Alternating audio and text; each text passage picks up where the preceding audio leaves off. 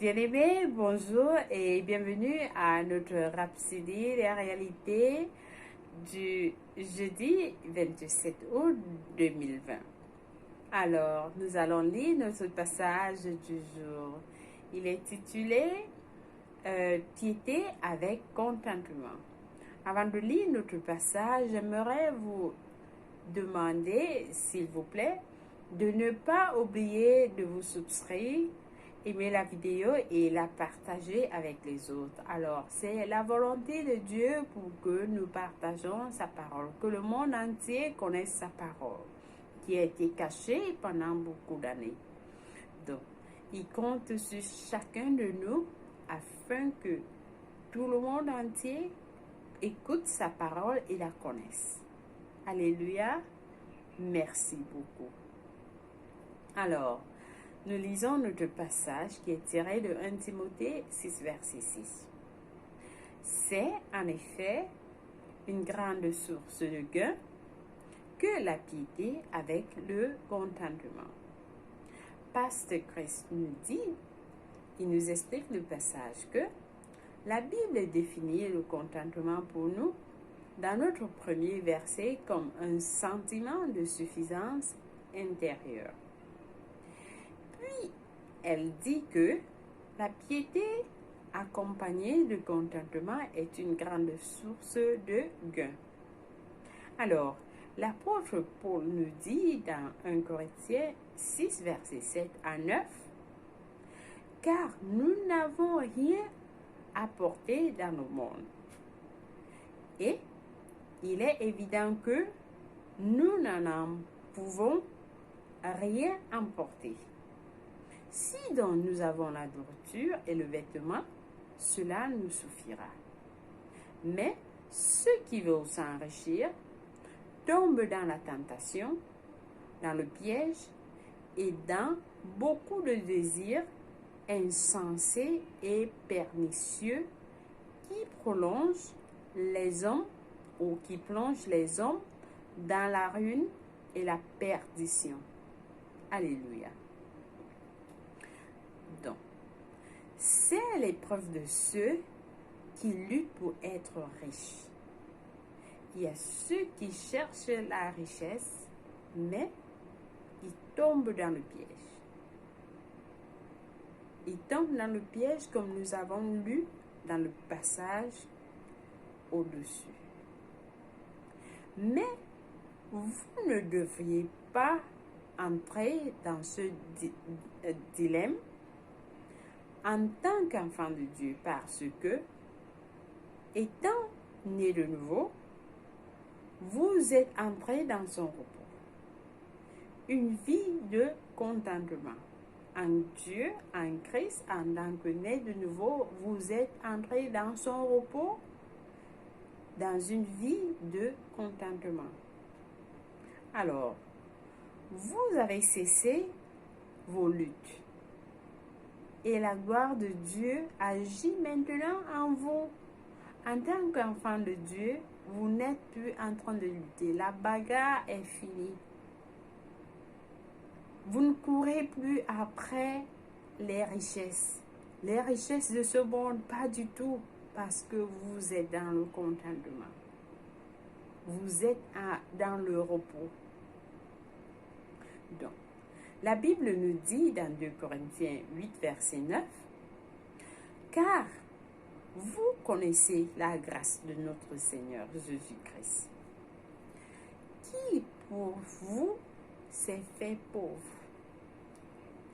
de riche qu'il était, afin que, par sa pauvreté, vous fussiez enrichis. » Alléluia. Jésus-Christ était riche, mais il est venu pauvre. Il est venu pauvre, il s'est fait pauvre, afin que nous nous enrichions. Donc vous avez cette richesse en vous, c'est automatique. Ne luttez pas pour être riche. Et Proverbe 10, verset 22 nous dit, C'est la bénédiction de l'Éternel qui enrichit et il ne la fait suivre d'aucun chagrin. Ça veut dire, les bénédictions de Dieu rendent riche et elle n'ajoute aucun chagrin. Elle ne vient avec aucun chagrin. Donc, il ne faut pas que vous ayez des richesses qui vont vous traumatiser, qui vont vous amener plus de problèmes, alors que la richesse de Dieu ne vous donne aucun chagrin. Vous avez la paix, vous avez la tranquillité, vous avez le repos, le contentement. Alléluia. Donc, c'est votre vie d'enfant de Dieu, la bénédiction inhérente de Dieu dans votre vie est la base de vos richesses.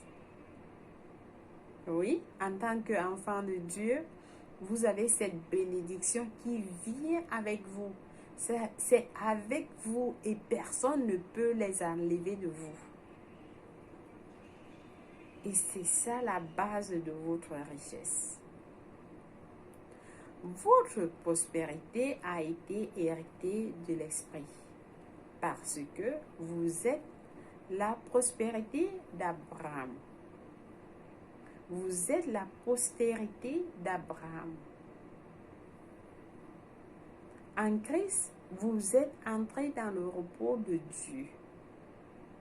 Vous ne vous préoccupez pas ou préoccupez plus de votre loyer et autres factures. Pas du tout. En Christ, vous ne vous préoccupez pas de ça.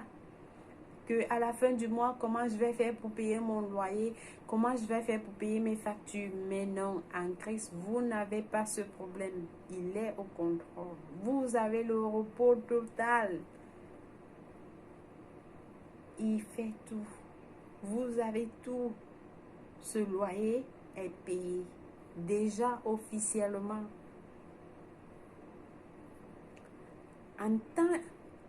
Étant la postérité d'Abraham, vous êtes toujours rayonnant, exubérant de louanges et donnant gloire à Dieu. Façonné à partir d'une position de suffisance intérieure et opéré à partir d'une position de repos, de satisfaction, indépendamment des circonstances. C'est-à-dire, vous ne devez pas être troublé que pour vos factures. Vous ne devez pas être dérangé par les circonstances. Pas du tout. Ça ne doit même pas être un facteur pour vous. Parce que vous êtes dans son repos. Et lorsque vous avez ce repos en lui, tout est au contrôle.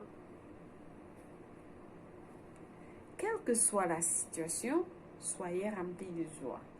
Nous parlons de la joie cette semaine.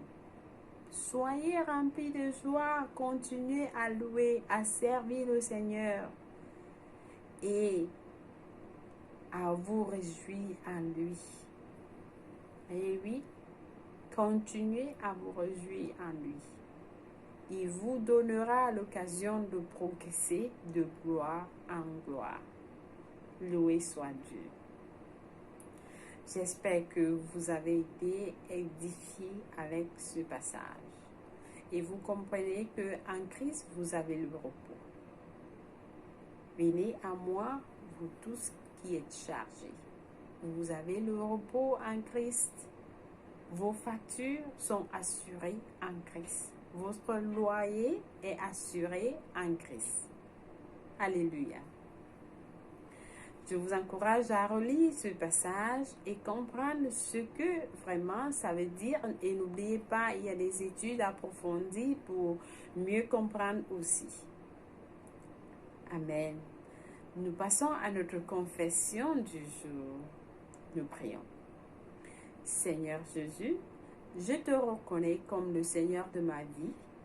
Tu es Seigneur dans mes choix, mes désirs, mes plans et mes desseins. Toujours et en tout temps, je fonctionne à partir d'une position de suffisance intérieure et j'opère à partir d'une position privilégiée de repos et de satisfaction, indépendamment des circonstances. Alléluia. Gloire à Dieu. Nous prions pour quelqu'un qui n'a pas encore fait Jésus-Christ son Seigneur et sa vie. Comme nous prions, nous sommes dans les derniers temps où Jésus-Christ revient. Et cela n'est pas longtemps. Nous tous, nous sommes en attente. Donc, il faut que lorsqu'il arrive, que vous l'ayez fait comme le Seigneur de votre vie. Alors, j'invite quelqu'un qui n'a pas encore fait cette décision à prier cette prière avec moi. Merci. Nous prions. Ô Seigneur Dieu, je crois en Jésus-Christ de tout mon cœur, Fils du Dieu vivant. Je crois qu'il est mort pour moi et Dieu l'a ressuscité des morts. Il est en vie aujourd'hui. Alors je confesse de ma bouche que Jésus-Christ est le Seigneur de ma vie. Par lui et en son nom, j'ai la vie éternelle. Je suis né de nouveau. Merci Seigneur d'avoir sauvé mon âme. Alléluia, je suis un enfant de Dieu. Félicitations si vous avez prié cette prière. Alors je vous rassure, Dieu vous a écouté et il vous a répondu. Merci une fois de plus d'avoir suivi notre programme et n'oubliez pas de vous souscrire, aimer la vidéo et la partager. Passez une bonne journée et que Dieu vous bénisse.